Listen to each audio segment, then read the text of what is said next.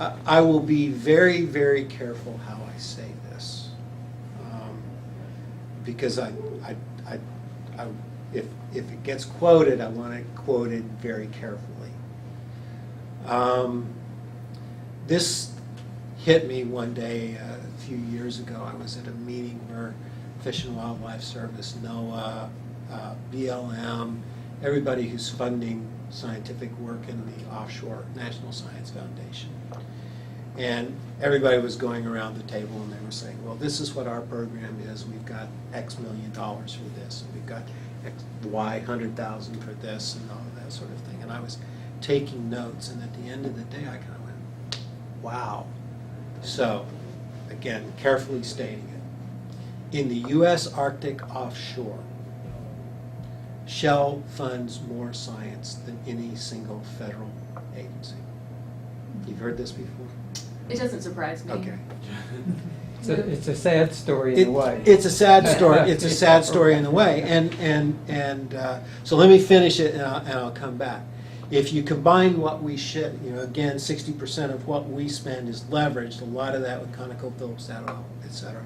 If you combine what these three companies are jointly spending, again, I don't know what they're spending independent of us, but if you combine what we're spending with what we're spending jointly, we spend more than the entire federal budget.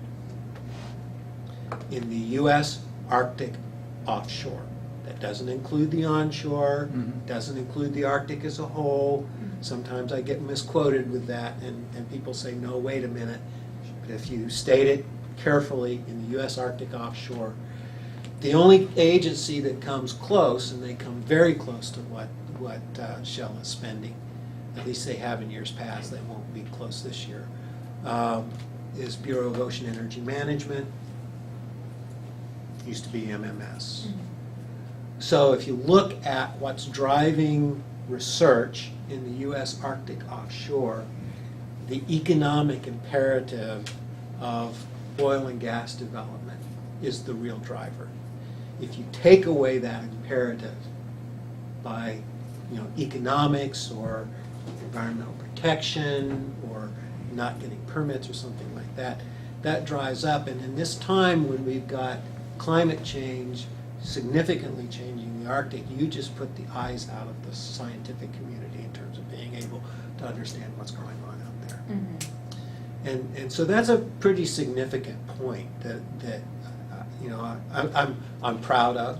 I think, would we rather that the government be out there in front leading the charge and getting all of the information? Yes. I mean, it would significantly reduce our transaction costs here, but that's simply not the way it is. And it's not going to be that way in the current federal funding environment the way it